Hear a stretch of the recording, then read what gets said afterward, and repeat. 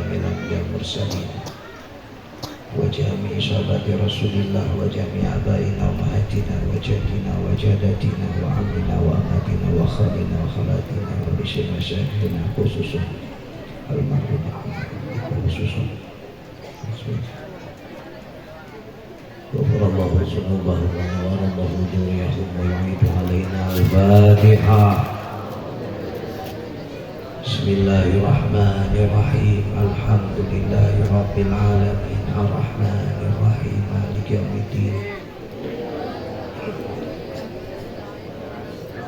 Shiratal ladzina an'amta 'alaihim ghairil maghdubi 'alaihim waladdallin. Bismillah. Assalamualaikum warahmatullahi wabarakatuh. Alhamdulillah. Alhamdulillahilladzi ja'alana minal akhyar. Assalatu wassalamu ala sayyidil mukhtar wa ala alihi wa ashabihi wa tabi'in ila yaumil mashhad. Subhanaka la ilma lana illa ma 'allamtana innaka anta alimul hakim. Rabbi shrah li sadri wa yassir li amri wahlul 'uqdatam min lisani yafqahu qawli waj'alni wazira min ahli. Diawali puji dan syukur kehadiratillah Rabbi dengan semua nikmat yang Allah berikan. Salawat dan salam semoga senantiasa dilimpahkan kepada Rasulullah sallallahu alaihi wasallam. Para guru, para asatidz, para tokoh masyarakat, Bapak Kiai yang kami muliakan, wabil khusus pimpinan Ketua Yayasan Al-Hamdaniyah Syekhina Al-Kiram Ad-Da'i Ilallah Kiai Haji Hasanuddin beserta keluarga besar, segenap para jamaah, Bapak Wali Murid yang kami hormati, tidak lupa wali santri, dan wabil khusus Masya Allah, Alhamdulillah ada juga Ketua KUA Bojonggede, nggak kelihatan lagi, sehat Alhamdulillah. Hadirin jamaah, para santriin dan santriyah yang kami muliakan, malam ini luar biasa nikmat perdana saya hadir di Pondok Pesantren Al-Hamdaniyah. Semoga perjumpaan kita ini perjumpaan yang Allah ridhoi. Semoga perjumpaan ini perjumpaan yang menjadi sababiah Allah bukakan segala kebaikan buat kita semua. Khusus kepada para santri, santriin, santriah, semoga sukses di dalam menuntut ilmunya, mendapatkan ilmu yang bermanfaat dunia dan akhirat, sehingga kalian menjadi kebanggaan buat orang tua kalian. Amin ya Allah ya Rabbal Alamin. Peringatan Maulid Sayyidina wa Nabina Muhammadin sallallahu alaihi wasallam. Berikut juga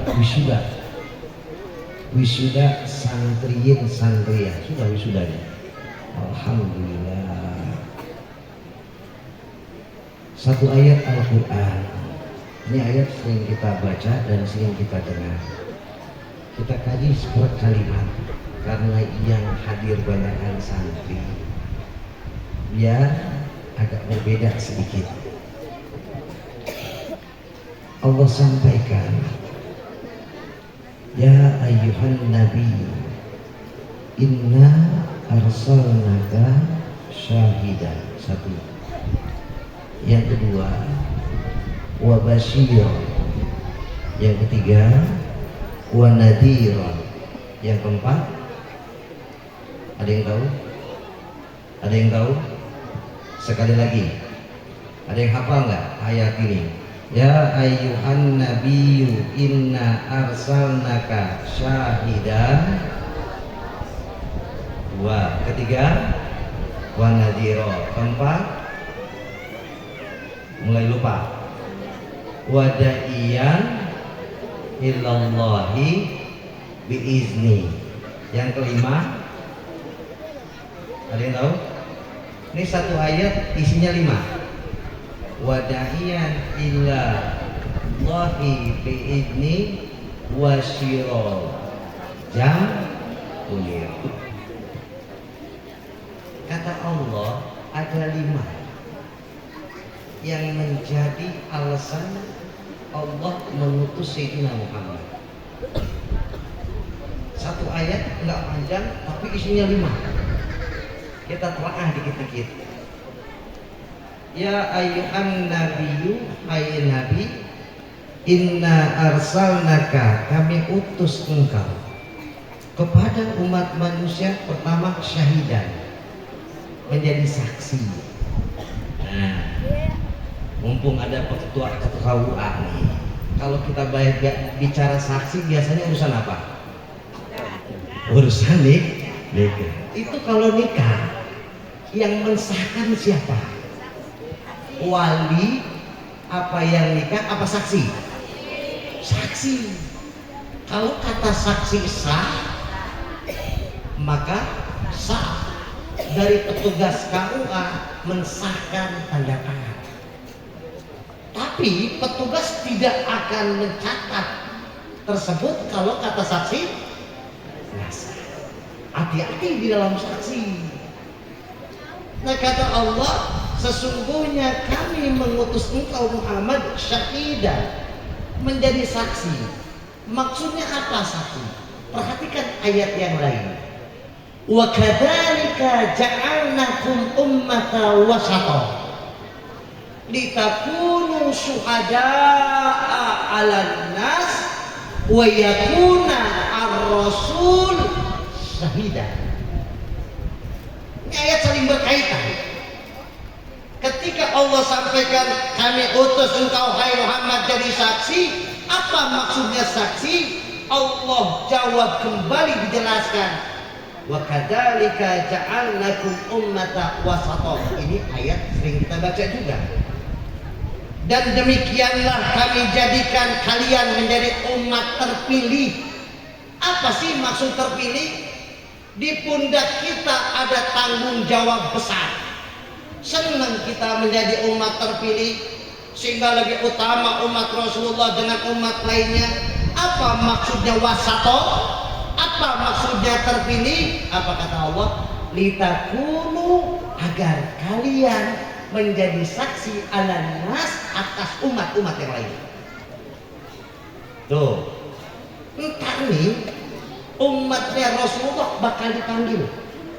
Ketika umatnya Nabi Nuh alaihissalam ada yang kufara, ada yang nggak beriman dengan Nabi Nuh, ada umat Nabi Ibrahim nggak beriman kepada Nabi Ibrahim, ada umatnya Nabi Isa alaihissalam ingkar kepada Allah, maka umatnya Rasulullah bakal dipanggil untuk menjadi saksi mereka.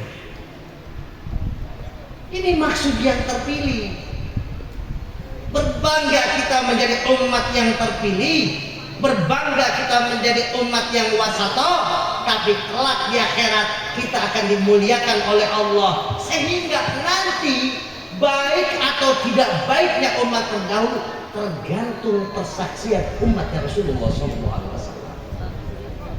Allah kan jelas sampaikan, litakunu agar kalian syuhada menjadi saksi kepada siapa? Alan nas, atas umat-umat terdahulu. Kalau saksi itu kejadiannya belum terjadi, apa setelah terjadi?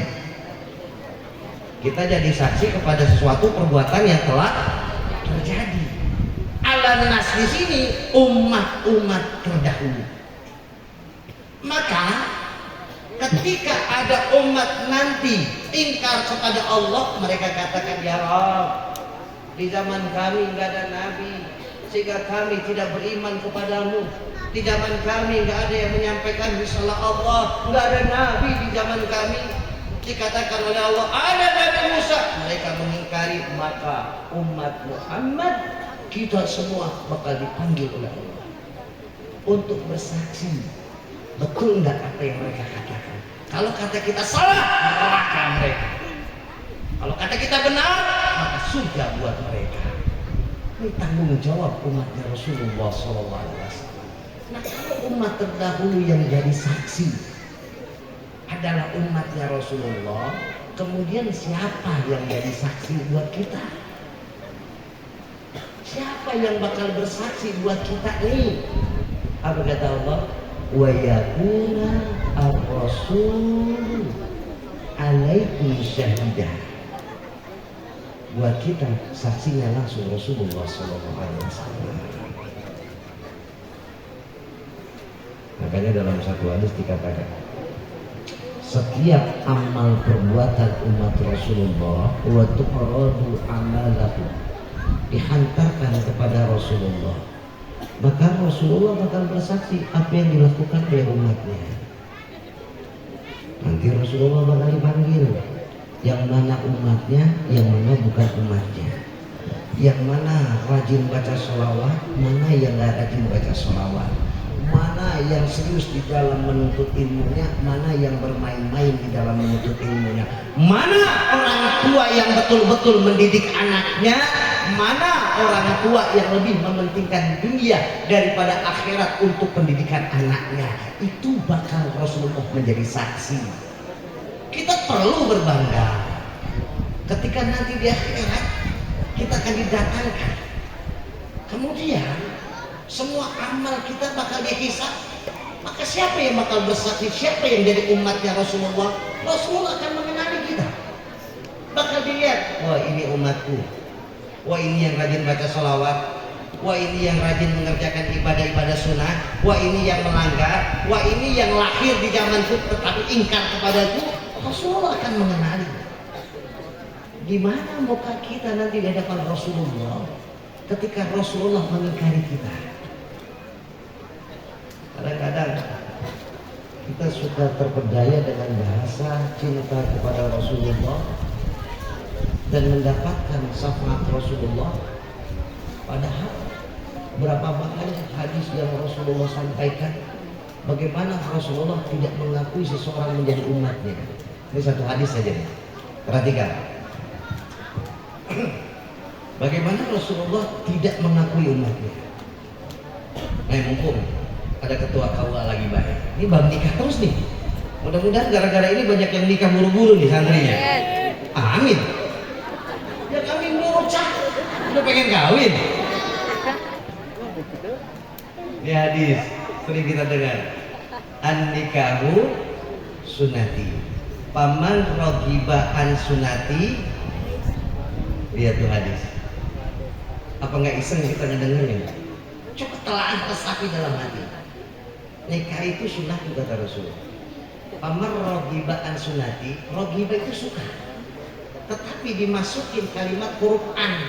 An itu mubaadoh. Artinya jauh dari rasa senang. Pamar ragiba an sunati, barang siapa yang jauh daripada rasa suka, alaisa minni. Aduh, apa nggak bahaya? Rasulullah nggak ngomong begini. Barang siapa yang tidak suka nikah, tidak. Tapi yang disampaikan oleh Rasulullah, pamar ragiba an sunati berlaku kepada sunnah Rasulullah seluruhnya. Falaisa minni, dia bukan dari kelompokku. Kalian yang mengaku cinta kepada Rasul, kita yang mengaku umat Rasulullah, yang berharap dapat syafaat Rasulullah, apa nggak malu nanti di hadapan Rasulullah ketika berjumpa dengan Rasulullah? Kemudian Rasulullah katakan, alaisa minni, kalian bukan dari golongan. Apa cukup kita dengan menghadiri maulid? Tidak, saudara-saudara sekalian. Lihat ayatnya, itu baru hadis. Dan banyak hadis lainnya yang menyampaikan falaisa minni, sampai ada yang mengatakan jangan dekat-dekat tempat sholatku. Lihat, ada ayatnya, ada ayatnya. Ketika berbicara cinta, ini kan mau dikaitannya dengan cinta. Qul in kuntum tuhibbunallah fattabi'uni yuhibbukumullah yaghfir lakum dzunubakum. Satu tuh urusan cinta. Dilanjutkan ayatnya. Qul atii'ullah wa atii'ur rasul. Fa in tawallaw, ingat ketika berpaling dari Allah, berpaling dari Rasulullah, apa jawab Allah? Innallaha la yuhibbul kafirin. Sesungguhnya Allah tidak cinta kepada orang-orang kafir. Oh, itu orang kafir. Bukan di dalam urusan ibadah sunnah. Lihat ayat selanjutnya, banyak ayat yang menerangkan apa kata Allah. Faman ata'a ar-rasulah faqad ata'a Allah. Barang siapa yang taat kepada Allah, barang siapa yang taat kepada Rasul, maka dia taat kepada Allah. Faman tawalla, barang siapa yang berpaling kepada Rasulullah sallallahu alaihi wasallam, fama arsalnaka alaihim hafidah. Kata Allah, kaum Muhammad tidak kami utus untuk memelihara mereka. Allahu bari'um minhum wa hum bari'um minallah wa rasulih. Iseng kita. Iseng enggak?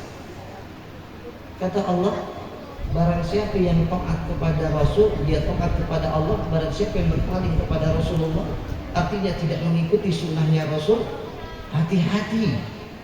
Maka kaum Muhammad tidak kami utus untuk memelihara mereka.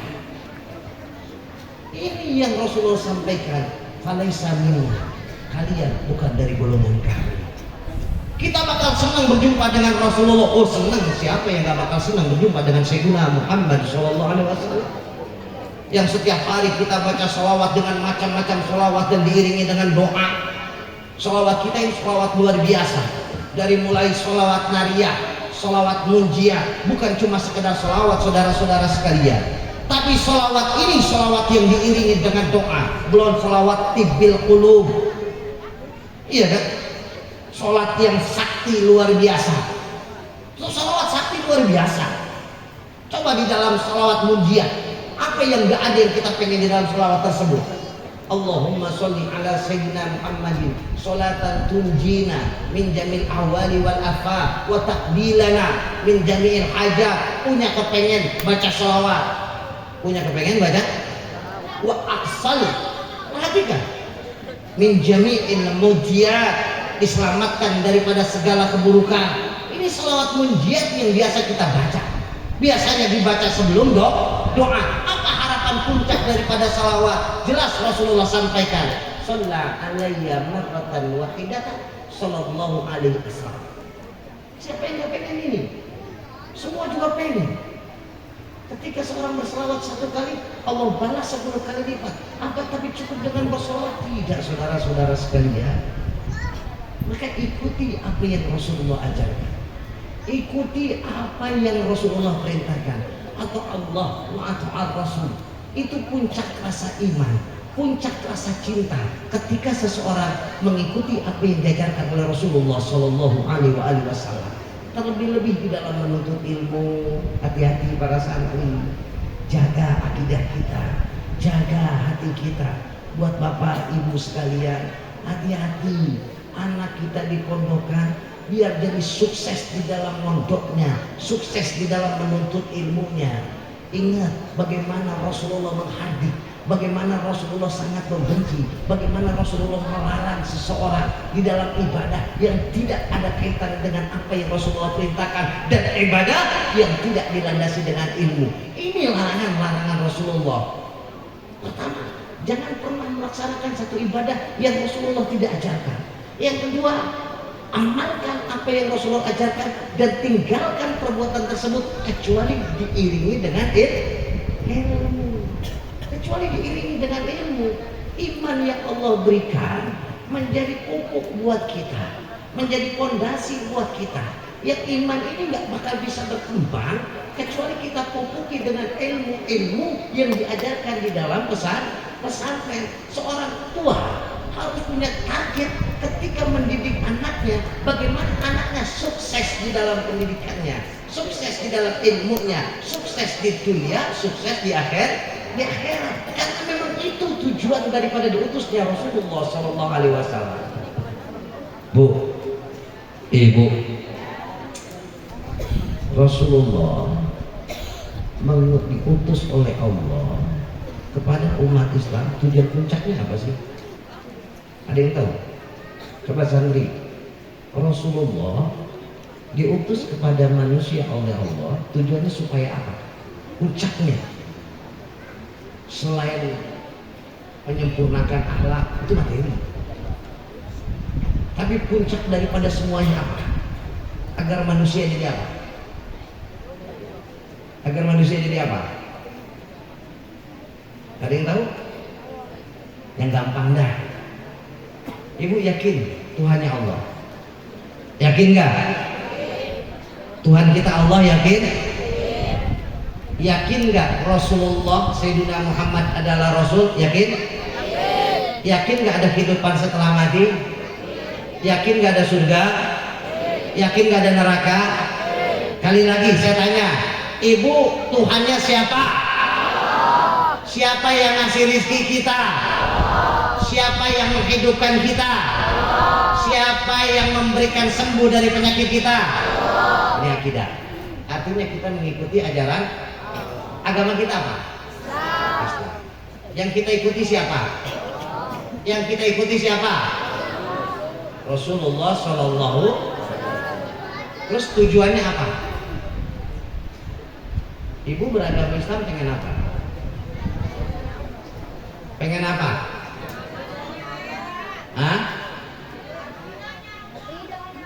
Ridhonya Allah. Beneran? Beneran? Gampang lagi. Ibu sekarang hadir, bapak santri hadir di tempat ini pengen apa? Pengen apa? Pengen dapat syafaat. Banyak ya pengennya ya.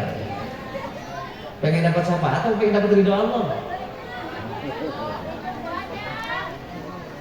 Ketika Allah berikan ridho, kerasa nggak? Kerasa nggak?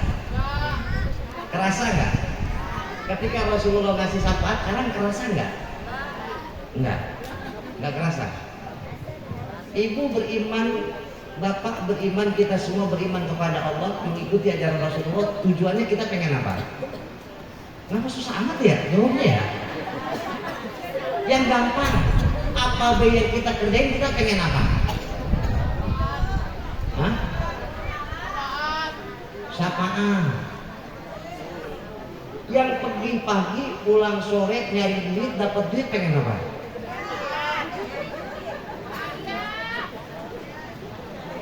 Yang berangkat ke puncak, terus nyewa villa sama keluarga, pengen apa? Bahagia. Bahagia. Emang gak mau pada jadi bahagia? Rasulullah puncaknya agar umat Islam, agar umat manusia bahagia. Itu puncaknya. Itu puncaknya. Agar manusia mendapatkan rasa bahagia. Kalau bahasa bahagia, selamat nggak?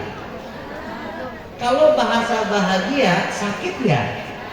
Ada nggak orang bahagia sakit? Ada nggak orang bahagia celaka?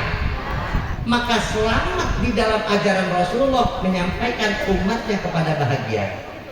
Pertanyaannya, kita kan beriman dari kecil nih, betul? Pertanyaannya, kita ngikutin ajaran Rasulullah dari ada yang baru masuk Islam di sini? Ini kan Islam bawaan semua kan? Betul? Betul? Berarti dari kecil kita udah diajarin rukun. Dari kecil kita udah diajarin rukun. Dari kecil kita udah diajarin sholat. Dari kecil kita udah mengikuti ajaran Rasulullah. Pertanyaannya, kita udah bahagia belum?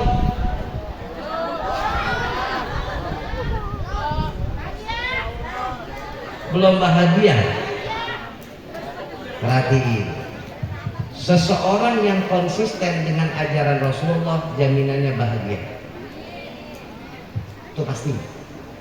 Kalau seseorang nggak bahagia hidupnya, berarti dia belum serius mengikuti ajaran Rasulullah. Seseorang yang konsisten mengikuti ajaran Rasulullah, demi Allah dia bakal bahagia di dunia, bakal bahagia di akhirat. Perhatiin kan? Bahagia itu urusan hati. Bahagia urusan, cuma kadang-kadang tercermin di muka. Padahal rasa senang itu adanya di dalam hati. Kadang-kadang tercermin di muka. Makanya kata Rasulullah satu di hadisnya nih, kalau seseorang konsisten dengan ajaran Rasulullah, kita bakal susah mencari umat Rasulullah terlibat dalam keadaan galau. Ketika seseorang atau umat Rasulullah serius konsisten mengikuti ajaran Rasulullah, bakal susah menemukan umat Rasulullah memandang muka-mukanya umat Rasulullah dalam keadaan gundah gulana. Kita bakal susah nyari orang mukanya yang bete, bakal susah nyari orang yang mukanya merengut. Satu begini ajaran Rasulullah, at-tabassumu shadaqah. Senyum itu sedekah. Maka setiap kita ikuti ajaran Rasulullah, Rasulullah ngajarin nggak masang muka merengut di hadapan orang? Betul. Maka bakal susah kita ketemu sama orang yang mukanya nyebelin. Ada nggak orang yang mukanya ngegodokin? Ada nggak ketemu orang yang mukanya nyebelin? Ada nggak kita ketemu muka orang yang ngelihat mukanya empat? Kayak siapa?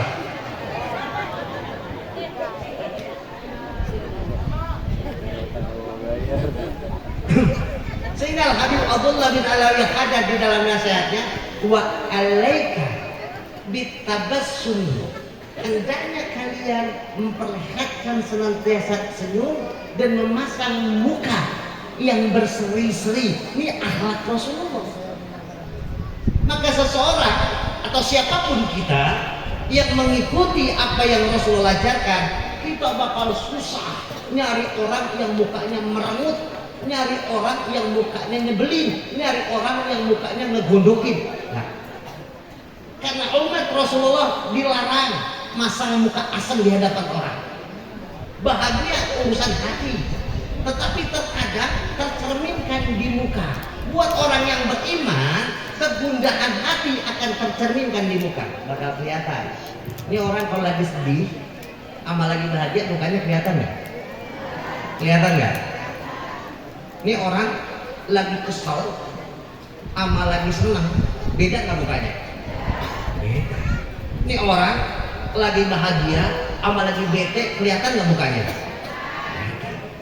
Apalagi orang, kadang-kadang kita juga bisa paham mana orang datang lagi bahagia, apalagi muka-muka yang meminjam duit kita udah tahu banget dah.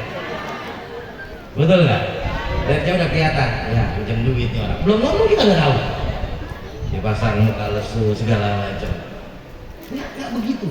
Ketika seseorang beriman, kegelisahan hati akan tertahan dengan nuraninya, dengan kolbunya, sehingga terpancar senantiasa nurullah, terpancar senantiasa nurnya Muhammad di mukanya. Itu akhlaknya Rasulullah. Lihat, perhatikan Rasulullah SAW. Ketika Rasulullah wa mata syaba abadan, Rasulullah nggak pernah menguat. Artinya beliau senantiasa ketika berjumpa dengan seseorang penuh dengan kegairahan, penuh dengan hikmah. Siapapun yang ada di depannya, dia akan menyambut, beliau akan menyambut dengan penuh sukacita. Kalau kita kan beda. Kalau datang yang kira-kira bawa rizki, semangat. Apa kita tawarin? Tapi kalau kira-kira yang datangnya minta sumbangan, betul gak? Muka kita beda lagi. Malah kadang-kadang kita sengaja masang muka bete, masang muka nggak resep, masang muka nggak seneng. Tapi kalau orang yang bawa rizki, luar biasa kita sambutnya. Yang datang pejabat luar biasa kita sambutnya. Pas giliran datang guru, ada yang datang guru terus meremut? Ada nggak? Pas guru datang, ya Ustaz lagi datang. Itu ngapa gara-garanya? Kenapa guru kita datang kita nggak resep? Ada? Bisa jadi gurunya minjem duit mulu kali ya? Hah? Bisa jadi gurunya minta sumbangan mulu. Kadang-kadang salah juga sih guru, emang benar. Ustaz ini kadang-kadang ya Allah ya Rabbi, dikit-dikit minta proposal, akhirnya muridnya pada kebingungan juga, minta duit lagi. Makanya jadi guru, makanya jadi ustaz, jangan sering-sering ngejak propos. Akur.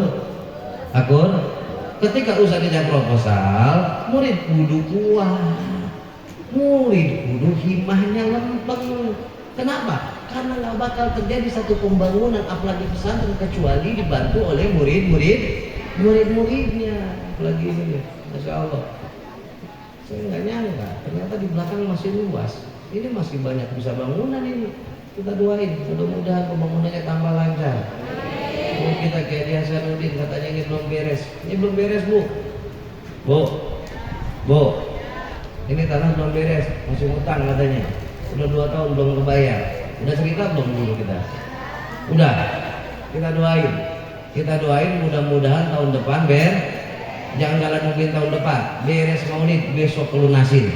Amin ya Allah ya Rabbal. Siap ngebantuin? Siap lunasin?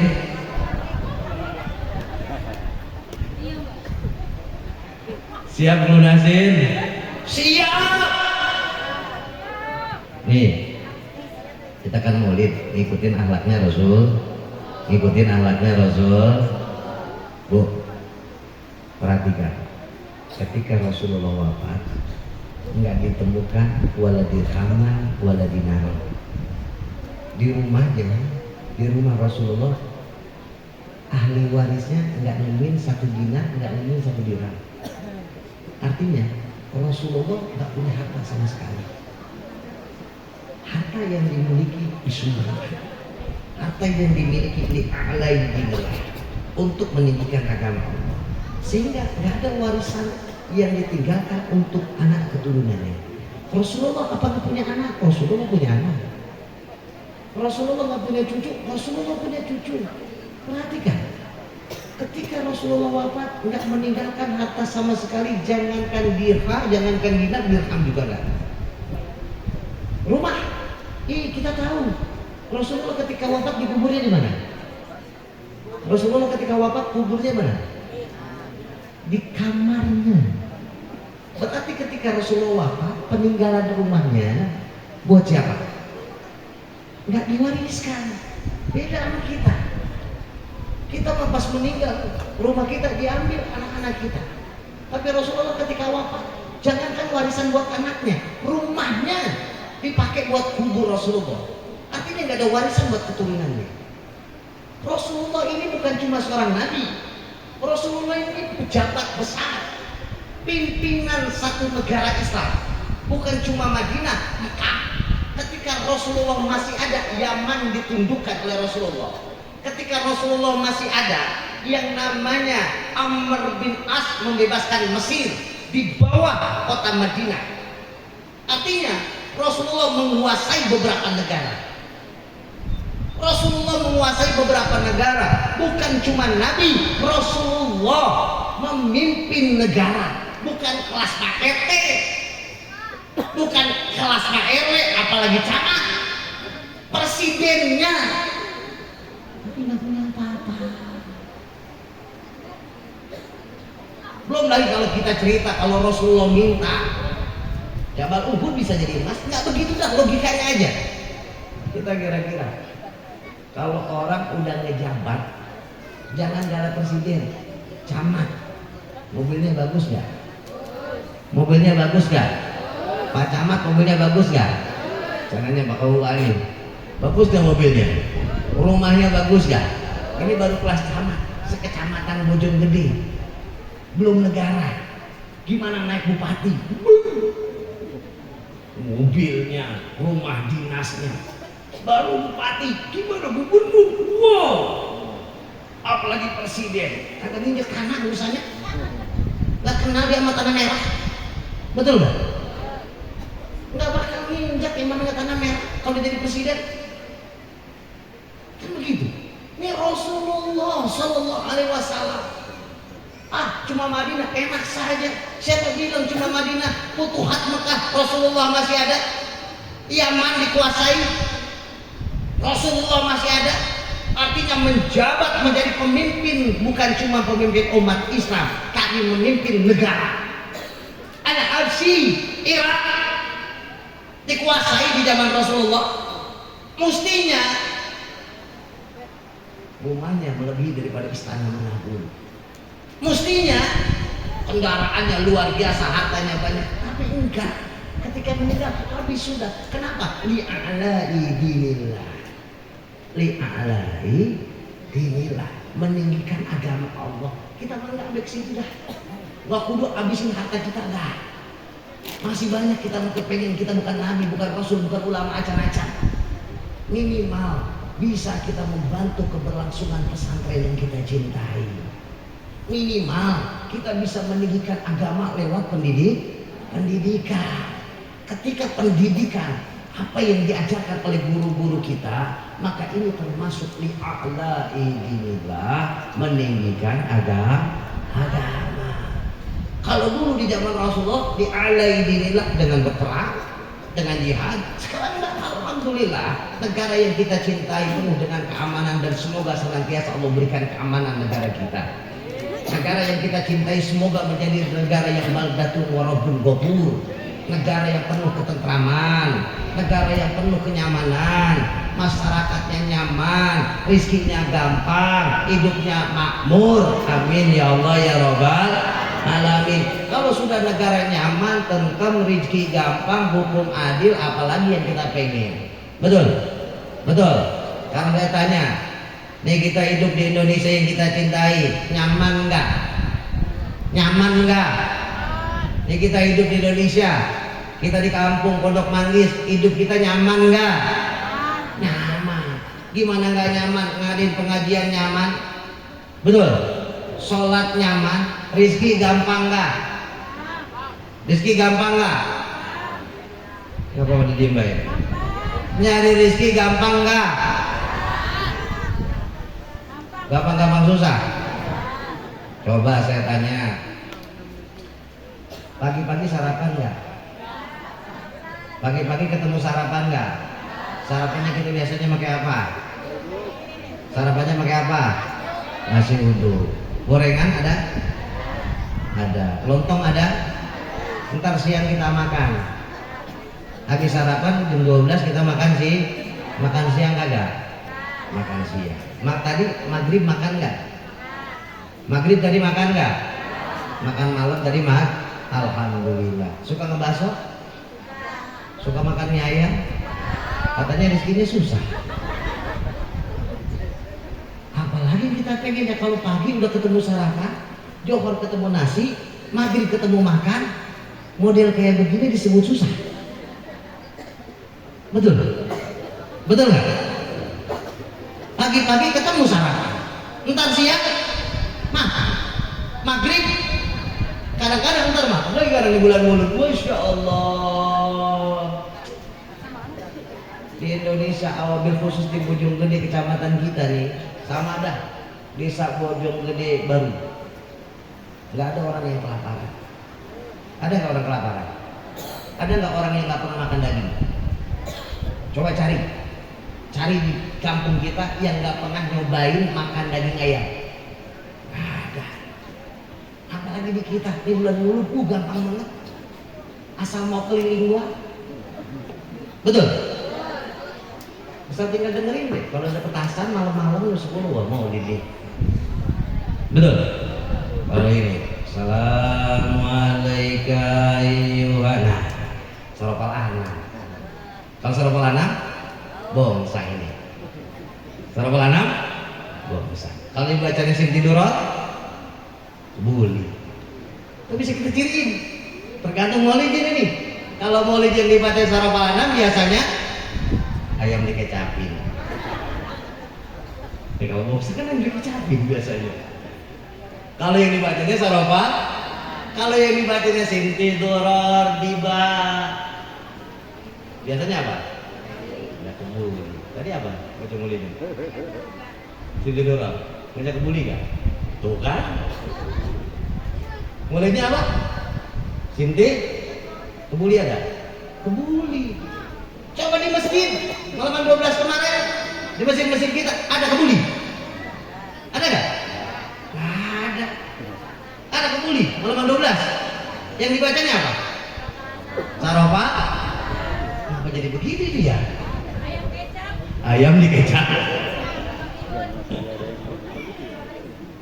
Asal mau keliling, maka nggak ada orang kelaparan di kita.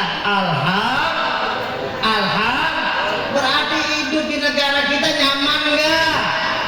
Rizki gampang kagak? Aman nggak? Aman nggak di kampung kita? Aman nggak? Masih ada maling jemuran? Masih ada maling ayam? Di mana punya ayam? Ayam ini udah kagak ada. Ada maling ayam ada? Masih aman nggak kalau kita naruh motor di depan rumah? Enggak. Tergantung kampungnya kali Udah enak banget di kampung kita, masya Allah. Makanya kalau ada orang yang teriak-teriak bahwa hidup susah, segala macam susah, saya pengen tahu susahnya dari mana sih? Lawang sarapan masih ketemu, sarapan masih, makan siang masih ketemu, betul? Kalau nggak punya duit, gampang nggak nginjem duit? Gampang nggak? Nih, nggak ada satu negara yang mau ngutangin sampai masang iklan, cuma di Indonesia. Bener kan? Nggak ada satu negara yang minjemin duit sampai masang iklan saking pengen mau minjemin duit, kecuali di Indonesia. Ada ibu bapak sekalian yang dapat SMS minjemin duit, saking baiknya tuh, saking ini kan muka-muka pinjol. Masya Allah, gimana gak nyaman hidup negara Indonesia? Maka sudah nikmati, syukuri agar nikmat ini tidak menjadi la in syakartum la azidan. Tinggal itu, perbaiki ibadah kita, perbaiki akidah kita, dan senantiasa berdoa agar kampung kita kampung yang aman, tentram, rezeki gampang, hidup makmur, subur. Amin ya Allah ya Rabbal. Wallahu a'lam bishawab. Saya kira cukup apa yang saya perlu sampaikan. Semoga bermanfaat, semoga ada hikmahnya, menambah kualitas keimanan kita, menambah kualitas daripada rasa cinta kita kepada Allah dan Rasulnya. Sekali lagi, cinta kepada Allah tidak cukup dengan maulidan, cinta kepada Allah dan Rasulnya tidak cukup dengan bersolawat. Maka taatlah apa yang Rasulullah ajarkan. Semoga yuhbib, kita mendapatkan cintanya Allah dan cintanya Rasulullah SAW. Usikum wa nafsi bitaqwallah. Assalamualaikum warahmatullahi wabarakatuh.